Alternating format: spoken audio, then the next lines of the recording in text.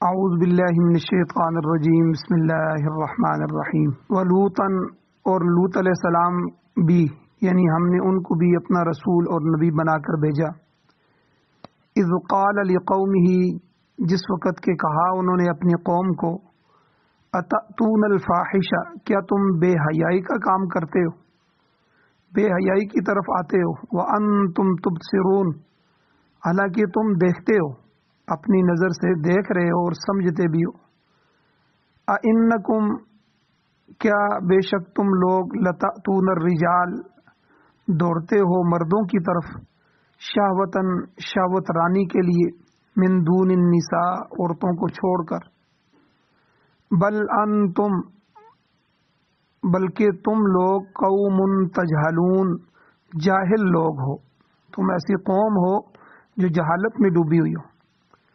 فما کان جواب قومہ، پس نہیں تھا جواب ان کی قوم کا، الا مگر، ان قالوا، کہ وہ کہتے تھے، اخرجوا آل لوط من قریتکم، نکال دو لوط علیہ السلام کے گھرانے کو اپنی بستی سے، انہم، بے شک یہ لوگ، اناس یتطہرون، کہ یہ تو صاف ستھرے بنتے ہیں، یعنی یہ تو صاف ستھرے لوگ ہیں جی، ان کو نکال دو۔ فانجیناہ، اللہ فرماتے ہیں بس ہم نے نجات دی لوط علیہ السلام کو بھی، وأہلہ، اور ان کے گھرانے کو بھی، الا امرأتہ، سوائے ان کی بیوی کے، قدرناہا من الغابرین،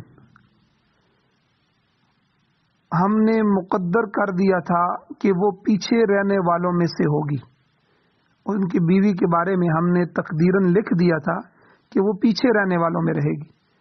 وَأَمْطَرْنَا عَلَيْهِمْ مَطَرًا، اور برسائی ہم نے ان پر بارش برسانا۔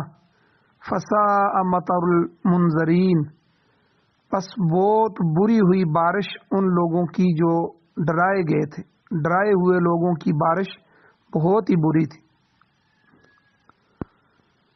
سورۃ النمل قرآن مجید کی 27ویں صورت ہے، اور اس کی آیات نمبر 54، 55، 56، 57 اور 58، یہ 5 آیتیں آپ کے سامنے تلاوت ہوئی ہیں، آپ نے ان کا ترجمہ سماعت فرمایا۔ سب سے پہلے ربط آیات ہیں کہ ان آیات کا پچھلی آیات کے ساتھ کیا تعلق ہے۔ اس سے پہلے اللہ تعالیٰ نے قوم سمود کا ذکر کیا کہ ان کی طرف ان کے بھائی صالح علیہ السلام کو رسول بنا کر بھیجا، اور اللہ نے ان کے ہاتھ پر اونٹنی کی حیرت انگیز نشانی، حیرت انگیز معجزہ ظاہر فرمایا، مگر قوم نے اس کا انکار کر دیا اور صالح علیہ السلام کو ختم کر دینے کا منصوبہ بنایا۔ اللہ تعالیٰ نے ان کی تدبیر کو ناکام بنا دیا، اور وہ صالح علیہ السلام کو تو قتل نہ کر سکے، البتہ خود ہی اللہ کے عذاب کا شکار ہو کر ہلاک ہوئے۔ اللہ نے یہ واقعہ حضور خاتم النبیین صلی اللہ علیہ وسلم کے زمانے کے مشرکین کی نصیحت کے لیے اور عبرت کے لیے بیان کیا۔ اب اسی طرح اس تسلسل کو قائم رکھتے ہوئے لوط علیہ السلام اور ان کی قوم کے واقعات کا بھی ذکر ہو رہا ہے۔ وہ لوگ بھی ان کے وعظ و نصیحت کو برداشت نہیں کرتے تھے، بلکہ انہیں اپنے راستے کا ایک کانٹا اور ایک رکاوٹ سمجھتے تھے۔ انہوں نے بھی لوط علیہ السلام کو ختم کرنے کی کوشش کی، مگر اللہ تعالیٰ کی طرف سے سخت ترین عذاب کا شکار ہو۔ قوم لوط کی کیا خرابیاں تھیں؟ یہ قوم جو تھی، یہ جو لوگ تھے، یہ بحر میت، جسے دریائے مردار بھی کہتے ہیں، بحر میت کے اطراف میں دونوں طرف شرق اردن جو ہے، اردن کے مشرقی علاقہ جو ہے، اس میں آباد تھے۔ ان کی زرعی زمینیں تھیں اور بڑے بڑے باغات تھے اور بڑا زرخیز علاقہ تھا، اور یہ لوگ تجارت بھی خوب کرتے تھے اور بڑے خوشحال لوگ تھے۔ اس قوم کے 6 بڑے بڑے شہر تھے اور بہت سے قصبے اور بہت سے دیہات تھے۔ مفسرین اکرام ان کی کل آبادی 4 سے 11 لاکھ تک بتاتے ہیں، مختلف روایات میں۔ بہرحال 4 لاکھ تو کنفرم ہے، 4 لاکھ سے اوپر 11 لاکھ تک کی روایات موجود ہیں۔ تو بڑی بڑی بستیاں تھیں، سدوم، آمورہ، سعودہ، دوامہ، یہ بستیوں کے نام تھے، بڑی بڑے شہر تھے، بڑی بڑی بستیاں تھیں، جن میں سے جو سدوم تھا اس کو مرکزی حیثیت حاصل تھی۔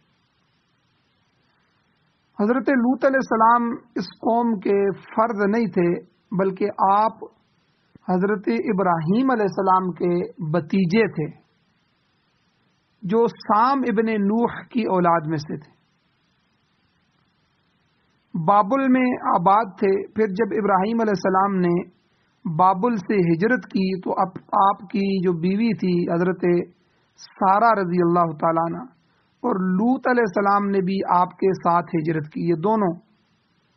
تو اللہ نے دوران سفر ہی لوط علیہ السلام کو نبوت عطا فرمائی اور اپنا پیغام سنانے کے لیے اہل سدوم کی طرف مبعوث فرمایا۔ چنانچہ ابراہیم علیہ السلام تو مصر سے ہوتے ہوتے شام گئے، اور شام اور فلسطین پھر آگے علاقے میں نکل گئے، اور لوط علیہ السلام نے شرق اردن پہنچ کر تبلیغ حق کا آغاز کر دیا۔ اس قوم لوط میں دیگر قوموں کی طرح کفر بھی پایا جاتا تھا، شرک بھی پایا جاتا تھا، مگر ان میں ایک بری اور قبیح ترین بیماری ہم جنسیت کی بیماری پائی جاتی تھی۔ یہی قوم اس فعل کی موجد ہے۔ سب سے پہلے شیطان نے اسی قوم کو اس فعل پر آمادہ کیا۔ سورہ عنکبوت میں 28 نمبر آیت میں گزر چکا ہے کہ انکم، بلکہ آگے آ رہا ہے، انکم لتأتون الفاحشۃ ما سبقکم بها من احد من العالمین، کہ تم ایسی بے حیائی کے مرتکب ہوتے ہو جو تم سے پہلے جہان بھر میں کسی نے نہیں کی۔ اور یہ لوگ اس فعل شنی میں، اس بری حرکت میں اس حد تک بڑھ چکے تھے کہ اللہ تعالیٰ نے لوط علیہ السلام کی زبان سے یہ کہلوایا۔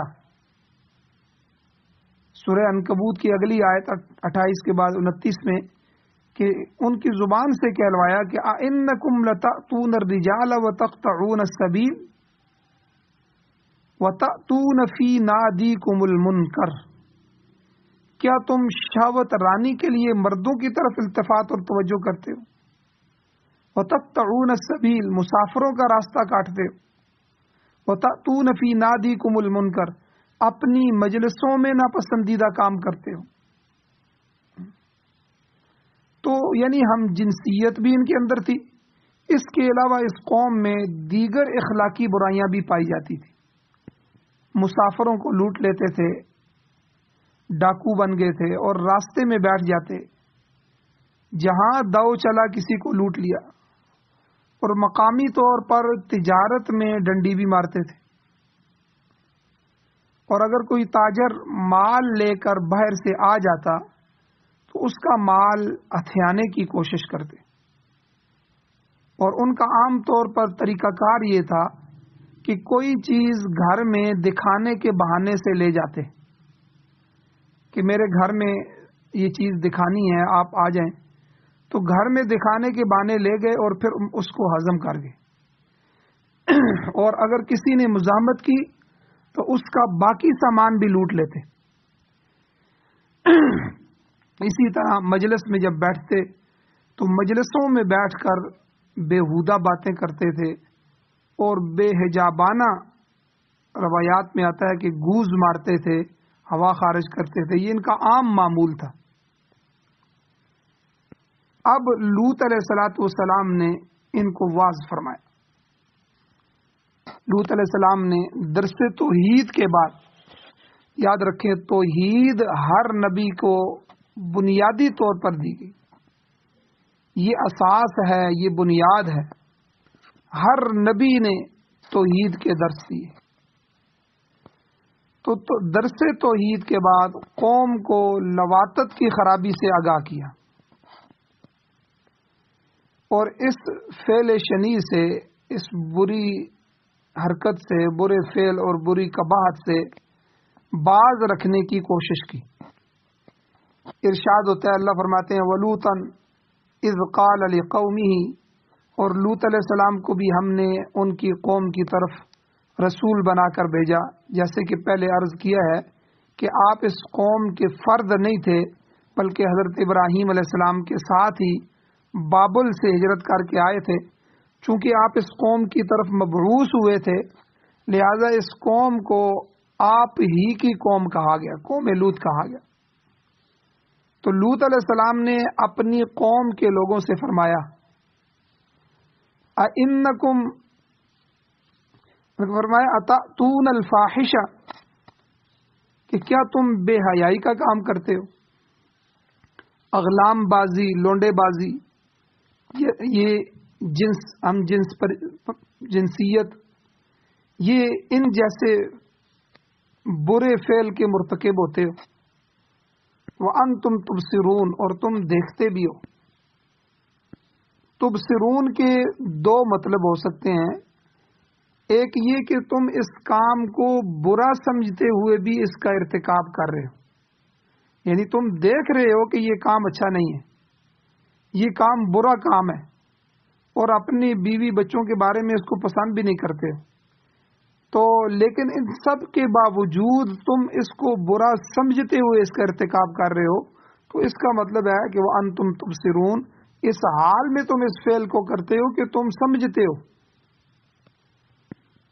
اور دوسرا مطلب یہ ہے کہ تم بے حجابانہ طور پر ایک دوسرے کو آمنے سامنے دیکھتے ہوئے بھی برائی کو کیے جا رہے ہو، اپنی آنکھوں سے دیکھ رہے ہو، اور تب بھی ذرا شرم نہیں کھاتے، شرم و حیا ختم ہو گیا.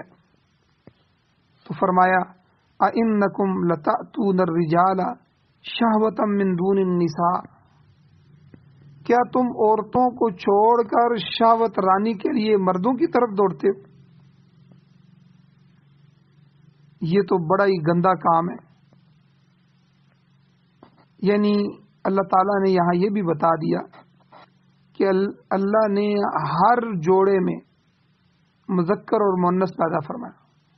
وما خلق الذکر والانثى، سورۃ اللیل میں اللہ فرماتے ہیں کہ قسم ہے اس ذات کی جس نے مذکر اور مؤنث پیدا فرمایا، نر مادہ پیدا فرمایا، جوڑے پیدا فرمائے. اور آپ دنیا کی کسی بھی چیز کو دیکھیں، آپ کتے کو دیکھ لیں، کتے کو بھی پتا ہے اللہ نے میرے لیے کتیا کو پیدا فرمایا. خنزیر کو بھی یہ پتا ہے، حالانکہ سب سے بدترین جانور ہے، سب سے برا ترین جانور ہے، انتہائی کبھی اور غلط اور خسیس حرکتیں ہیں اس کی، لیکن اس سب کے باوجود اسے یہ پتا ہے کہ میرا جوڑا اللہ نے خنزیرنی کو بنایا ہے، میری مؤنث کو بنایا ہے.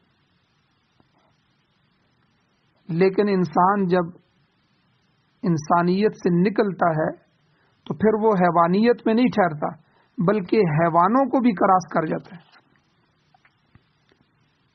ابھی آپ دنیا میں دیکھیں، اور دنیا میں تو بہت عرصہ ہو گیا ہے، اور امریکہ اور یورپ اور ان علاقوں میں باقاعدہ قانون بن گئے ہیں، ہم جنس کے مرد مرد کے ساتھ شادی کر سکتا ہے، عورت عورت کے ساتھ شادی کر سکتے ہیں، اور باقاعدہ ان کی کالونیاں آباد ہو گئی ہیں، ان کے الگ سے نائٹ کلب بن گئے ہیں، ہر چیز ان کی. تو انسان انسانیت سے نکل کے حیوانیت کے دائرے کو بھی کراس کر گیا. حیوان کو بھی پتا ہے کہ میرا جوڑا کیا ہے. آپ نے کبھی کسی کتے کو کتے کے ساتھ نہیں دیکھا ہوگا، بیل کو بیل کے ساتھ نہیں دیکھا ہوگا، بکرے کو بکرے کے ساتھ نہیں دیکھا ہوگا، بکری کو بکری کے ساتھ نہیں دیکھا ہوگا. جانور اتنی سینس، اتنی عقل رکھتے ہیں، اتنی سوچ رکھتے ہیں کہ ان کو یہ پتہ ہے کہ اگر ہم نے شہوت پوری کرنی ہے تو اللہ نے ہمارے لیے جوڑا بنایا ہے، مذکر اور مؤنث بنایا ہے۔ لیکن آپ دیکھیں یہ انسانیت تباہی کے دہانے پہ کھڑی ہے، اور یہ قرب قیامت کا زمانہ ہے۔ اب وہ زمانہ آنے والا ہے جب پتھر برسیں گے، لوگوں کو دسایا جائے گا، آگ برسے گی، وہ ساری نشانیاں پوری ہوں گی جو احادیث مبارکہ میں بتائی گئی۔ اور پھر یہ ہمارا پیارا ملک پاکستان جو اسلام کے نام پہ لیا گیا، ابھی یہ پچھلی حکومتوں میں ایک قانون ٹرانسجینڈر بل کے نام سے پاس ہوا کہ ایک عورت مرد بن سکتی ہے، مرد عورت بن سکتی ہے۔ اور پھر باقاعدہ ابھی چند ہفتوں پہلے ہمارے پاکستان کے ایک وزیر کے بیٹے نے لڑکے سے شادی کی۔ تو آپ بتائیں ہمارے ملک پر اللہ کا عذاب نہ آئے تو کیا آئے؟ کہ ایک ہم جنس پرستی ہو اور لواطت کا کام ہو تو وہ کام چھپ کے ہو، لیکن یہ باقاعدہ بل بنائے جا رہے ہیں، اس کو تحفظ دیا جا رہا ہے، اور جو چھپے ہوئے ہیں ان کو اظہار پر ابارا جا رہا ہے کہ باہر نکل کے کرو، اپنا حق سمجھ کے کرو۔ بلکہ دنیا اب اس سے بھی آگے جا رہی۔ ابھی یورپ میں جن کی تعداد ہزاروں سے نکل کے لاکھوں کو جا رہی ہے، اور پڑھے لکھے لوگ کتے بن رہے ہیں،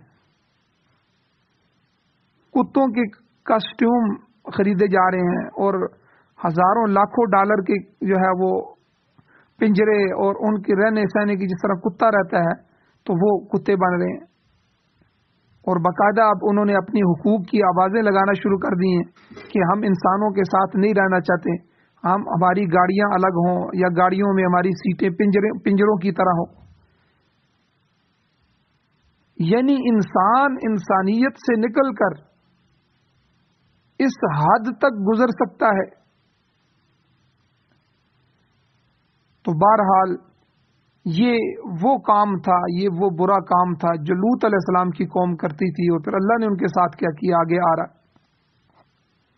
تو لوط علیہ السلام نے ان کو کہا اِنَّکُمْ لَتَأْتُونَ الرِّجَالَ شَهْوَةً مِّن دُونِ النِّسَاءِ، کہ تم عورتوں کو چھوڑ کے، اللہ نے تمہارے لیے تمہارا جوڑا بنایا ہے، تمہاری بیویاں بنائی ہیں، عورتیں بنائی ہیں، تم عورتوں کو چھوڑ کر شہوت رانی کے لیے مردوں کی طرف دوڑتے ہو۔ بل انتم قوم تجہلون، تم تو بڑے ہی نادان ہو، بڑے بے سمجھ اور جاہل قوم ہو، کہ اللہ نے شہوت رانی کے لیے دوسری جنس بنائی ہے، مگر تم یہ کام اپنے ہم جنس مردوں کے ساتھ کرتے ہو۔ اور سورہ شعراء میں گزر چکا ہے کہ آپ علیہ السلام نے، لوط علیہ السلام نے اپنی بیزاری کا اظہار کیا، اور فرمایا 168 نمبر آیت ہے سورہ شعراء کی، انی لعملکم من القالین، میں تمہارے اس فعل سے نفرت کرتا ہوں، میں اللہ کو گواہ بناتا ہوں، میرا تمہارے ساتھ کوئی تعلق نہیں ہے۔ تو اس سے یہ پتہ چلا کہ آدمی کو دوسرے آدمی کی گناہ کی مجلس میں بھی نہیں جانا چاہیے، گناہ کی محفل میں بھی نہیں جانا چاہیے، اور اگر کوئی ایسا کام ہو جائے تو صاف اس سے بیزاری کرنی چاہیے کہ بھئی میں تمہارے اس کام، چاہے وہ والد ہو، چاہے وہ بھائی ہو، چاہے قریبی خاندان کا کوئی بندہ بھی ہو، آپ دیکھیں شادیوں میں ناچ گانے ہوں تو صاف ان کو کہنا چاہیے کہ بھئی ہمارا آپ کے اس فعل کے ساتھ کوئی تعلق نہیں، ہم اس پہ راضی نہیں ہیں، ہم اس سے نفرت کرتے ہیں۔ قرآن پاک میں زنا اور لواطت دونوں جرائم کو فحش کہا گیا ہے، بلکہ لواطت جو ہے یہ ہم جنس پرستی، یہ زنا سے بھی زیادہ کبیح فعل ہے، اور یہ خلاف وضع فطرتی ہے، فطرت جو وضع کی گئی ہے اس کے خلاف ہے۔ اور مفسرین اکرام فرماتے ہیں کہ یہ اتنا برا فعل ہے کہ اس کو تو سوائے بندروں کے کوئی دوسرا جانور بھی پسند نہیں کرتا، بندر کو اسی فعل کی وجہ سے ذلیل جانور کہا گیا ہے۔ اب لواطت کی قباحتیں کیا ہیں؟ امام شاہ ولی اللہ محدث دہلوی رحمۃ اللہ علیہ فرماتے ہیں کہ اگر لوگ لواطت کرنے لگیں، ہم جنس پرستی میں مبتلا ہو جائیں یا جانوروں کے ساتھ یہ فعل شروع کر دیں، تو ارتفاقات صالحہ یہ بالکل تباہ ہو کر رہ جائیں گی۔ مثلا نکاح کرنا ضروری ہے، کیوں کہ اس نکاح کے ذریعے اللہ نے بقائے نسل کا سلسلہ قائم کیا ہے۔ نسل جو آگے بڑھتی ہے یہ نکاح سے بڑھتی ہے۔ اگر اغلام بازی شروع کر دی جائے، لونڈے بازی شروع کر دی جائے، مردوں کا مردوں کے ساتھ، عورتوں کا عورتوں کے ساتھ فعل کا سلسلہ شروع ہو جائے، تو بقائے نسل کا سلسلہ ختم ہو جائے گا۔ آج یورپ جو سب سے زیادہ پریشان ہے وہ اسی وجہ سے پریشان ہے کہ اس نے عورت کو جو گھر کی ملکہ تھی، جس کو اللہ نے گھر میں بٹھایا تھا، جس کے ذمہ بقائے نسل کا کام تھا، جس نے نسل پیدا کرنی تھی اور نسل کو پروان چڑھانا تھا، جس کی گود کو اولاد کی پہلی تعلیم گاہ کہا گیا اور جس کے قدموں میں اللہ نے جنت رکھ دی، اس عورت کو اپنی ڈیوٹی سے نکال کے، پردے سے نکال کے باہر بازار میں لایا گیا۔ پھر بازار میں اس کو شو پیس کے طور پہ پیش کیا گیا۔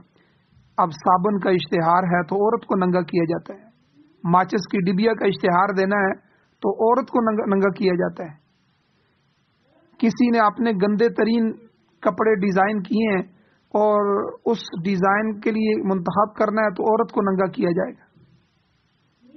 تو عورت کو بازار کی زینت بنا دیا۔ اب چند ٹکوں کی جب وہ عادت ہو گئی، اس کو جب وہ کمائی کی عادت پہ آ گئی، اب عورت نکاح کے لیے تیار نہیں کہ میں یہ شہوت تو باہر سے پورا کر لوں گی، مجھے کیا ضرورت ہے پابندیوں کی۔ اب نکاح کر لیا تو بچوں کے لیے تیار نہیں ہے، بچہ پیدا کرنے کے لیے تیار نہیں۔ اب بچہ ہے تو بچے دو ہی اچھی چیز سے زیادہ نہیں کر سکتے، یعنی زیادہ سے زیادہ اگر کوئی نکاح کر بھی لے تو وہ بچوں کی ذمہ داری اٹھانے کے لیے تیار نہیں۔ اور آج یورپ پریشان ہے کہ 2030-32 تک یورپ میں مسلمانوں کی آبادی یورپ کے مقامی لوگوں سے زیادہ ہو جائے گی۔ وجہ کیا ہے کہ مسلمان شادی کرتے ہیں، نکاح کے ذریعے رہتے ہیں، عزت کے ساتھ رہتے ہیں، پھر نکاح سے اپنی اولاد کو بڑھاتے ہیں۔ تو اس لیے اگر اغلام بازی شروع ہو جائے، ہم جنس پرستی کو رواج دیا جائے، تو بقائے نسل کا جو سلسلہ یہ تو ختم ہو جائے گا، اور دوسرا نکاح کی وجہ سے لوگوں پر جو ذمہ داریاں عائد ہوتی ہیں وہ بھی برباد ہو جائیں گی۔ لہذا یہ فعل فطرت کے بالکل خلاف ہے۔ اس فعل سے اخلاق بھی بگڑ جاتا ہے اور دین بھی خراب ہوتا ہے، نسل میں بھی خرابی آتی ہے اور ارتفاقات ختم ہو جاتے ہیں۔ اب پھر اس کی وجہ سے اللہ تعالیٰ کا غضب نازل ہوتا ہے اور پھر وہ اللہ کی گرفت میں وہ قوم آ جاتی ہے۔ لوط علیہ السلام نے اپنی قوم کو 30 سال واعظ فرمایا، 30 سال، اور آپ نے اس کام میں شب و روز دن رات ایک کر دی، مگر ان لوگوں پر کچھ اثر نہ ہوا۔ دوسری جگہ موجود ہے کہ آپ کی بیٹیوں کے سوا کوئی بھی آپ پر ایمان نہ لایا، حتیٰ کہ بیوی بھی کافرہ ہی رہی، بیوی کافرہ ہی رہی اور کافروں سے ملی۔ ہماری امت میں کافر عورت سے نکاح حرام ہے، مشرکہ سے، کافرہ سے، سوائے اہل کتاب عورتوں سے، وہ بھی شرائط کے ساتھ ہیں، اپنی جگہ بیان ہوگا، لیکن پہلی قوموں میں کافرہ سے نکاح جائز تھا، تو اس لیے لوط علیہ السلام کی بیوی بھی کافرہ ہی رہی۔ اب لوط علیہ السلام کی جو قوم تھی، آپ کا وعظ، آپ کی نصیحت، آپ کا بیان سن سن کر تنگ آ گئی۔ اب لوط علیہ السلام کی بات کا کوئی جواب ان کے پاس نہیں تھا، تو فما کان، قرآن کہتا ہے فما کان جواب قومہ، پس نہیں تھا ان کی قوم کا کوئی جواب الا ان قالوا اخرجوا آل لوط من قریتکم انہم اناس یتطہرون، آخر ان کا جواب یہ تھا کہ لوط علیہ السلام کے گھر والوں کو اپنی بستی سے نکال دو۔ انہم اناس یتطہرون، یہ بڑے پاک باز لوگ بنے پھرتے ہیں جو ہمیں گندا کہتے ہیں۔ تو کہنے لگے ان کا ان گندی بستیوں میں پھر کیا کام ہے، ان کو نکال بار کرو، یہ کسی اچھی جگہ پر چلے جائیں۔ آج کے زمانے میں بھی یہی کہا جاتا ہے، جب علماء سمجھاتے ہیں، آپ دیکھیں مشرف کے زمانے میں علماء نے سمجھایا، اس نے کہا جی عورت نیکر بھی پہنے گی۔ علماء نے جب سمجھایا کہا بھئی تم اپنی نظریں نیچے کر لو، یعنی وہ تو پہنے گی، عورت بے لباس ہو کے بھی آئے گی، سارا کچھ ہوگا، تم کر لو، تم بہت صالح ہو تو یہاں ملک چھوڑ کے چلے جاؤ، علیحدہ چلے جاؤ، اسلام آباد اور ان جیسے شہروں میں تمہارا کیا کام ہے۔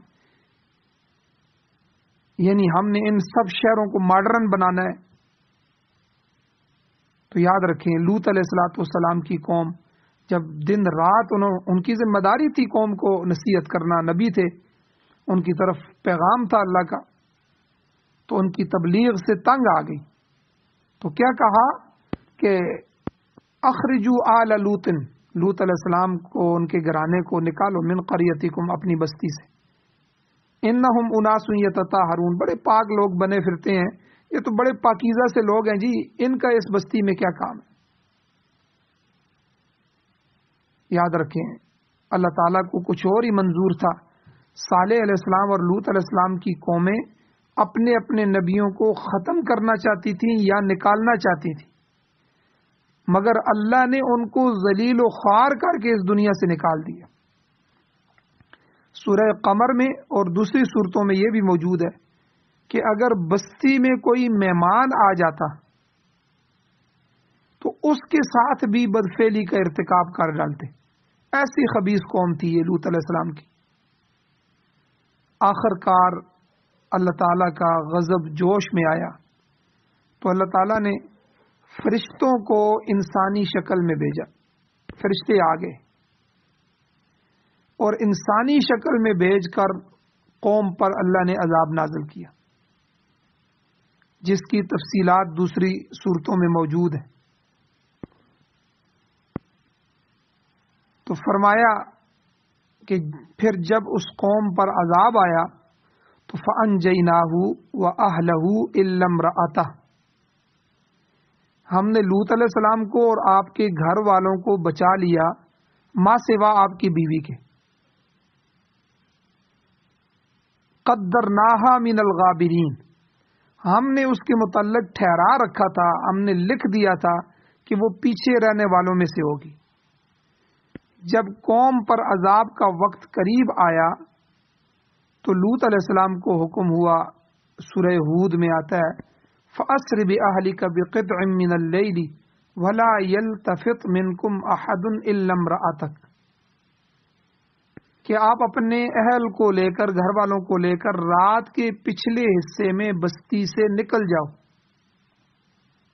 وَلَا يَلْتَفِتْ مِنْكُمْ أَحَدٌ، تم میں سے کوئی بھی پیچھے مڑ کر نہ دیکھے، إِلَّا امْرَأَتَكَ، مگر تمہاری بیوی، کہ اس پر مصیبت آنے والی ہے، وہ آ کر رہے گی۔ مفسرین بیان کرتے ہیں کہ آپ کے گھر والے آگے آگے تھے اور آپ ان کے پیچھے پیچھے چل رہے تھے۔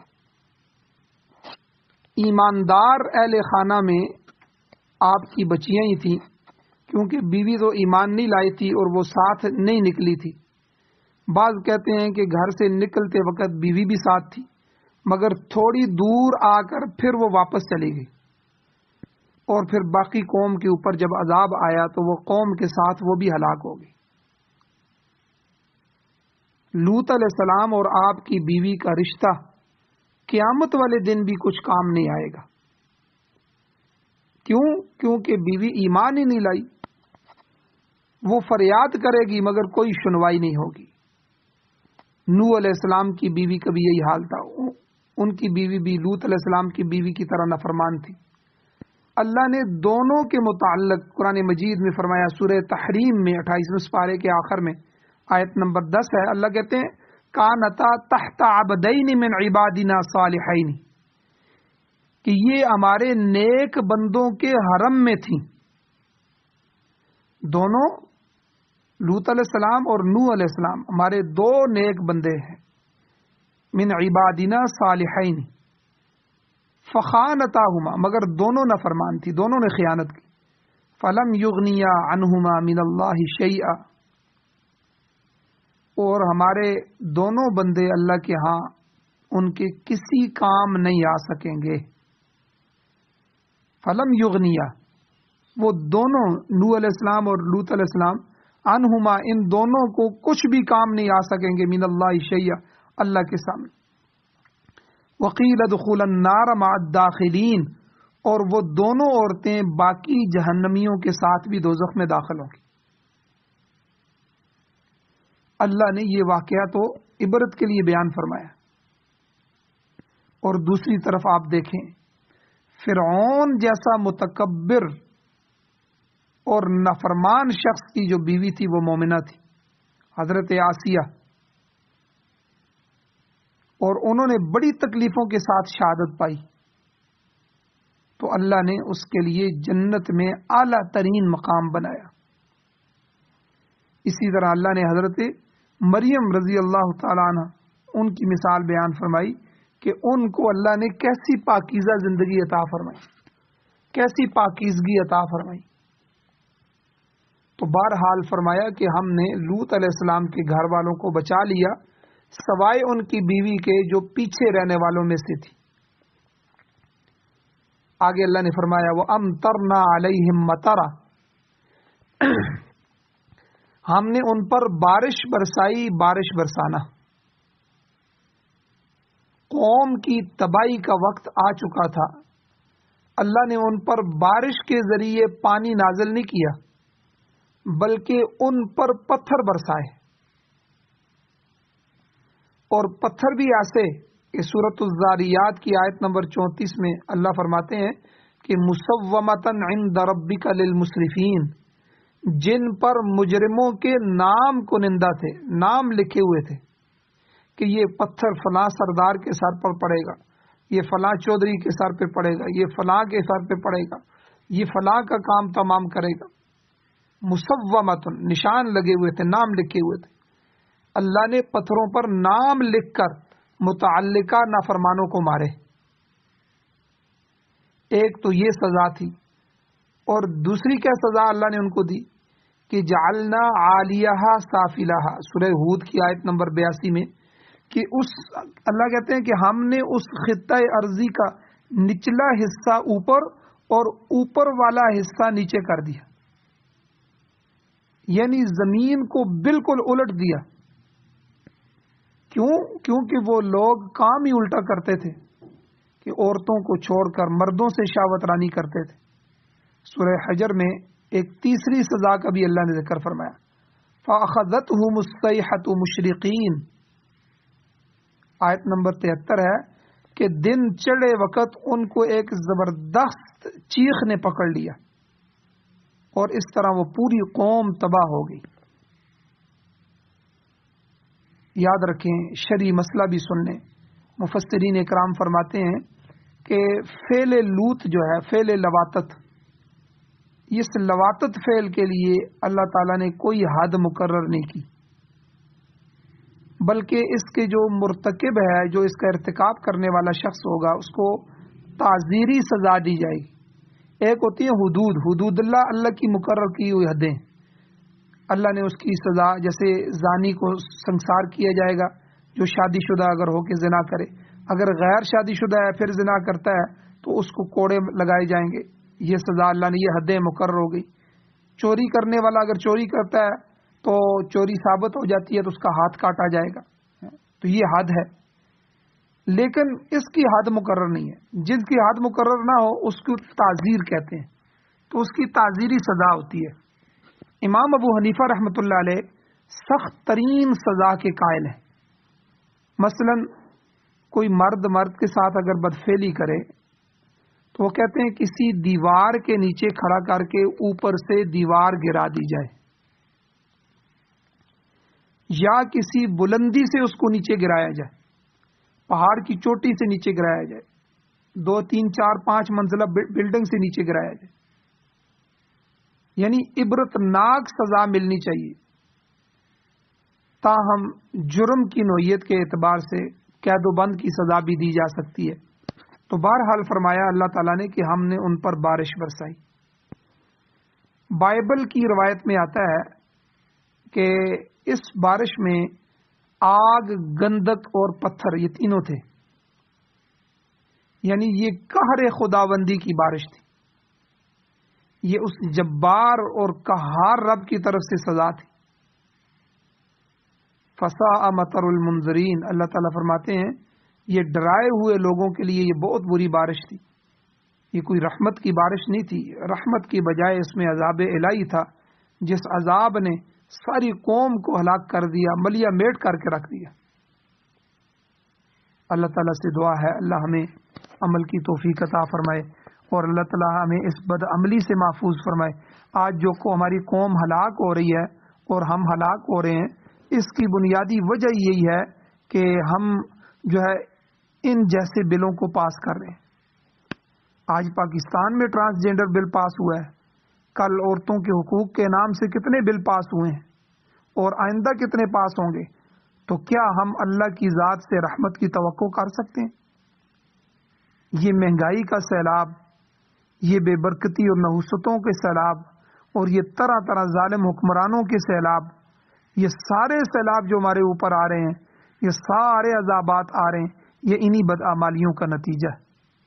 اس لیے میرے بھائیوں، ہمیں بھی، مجھے بھی، آپ کو بھی، ہم سب کو توبہ کرنی ہوگی، اللہ کے دربار میں اجتماعی توبہ کے لیے حاضر ہونا ہوگا، 5 وقت کی نماز کا اہتمام کرنا ہوگا، رزق حلال کی فکر کرنی ہوگی اور اللہ سے استغفار کرتے رہنا ہوگا۔ اللہ تعالیٰ سے دعا ہے اللہ ہمیں عمل کی توفیق عطا فرمائے۔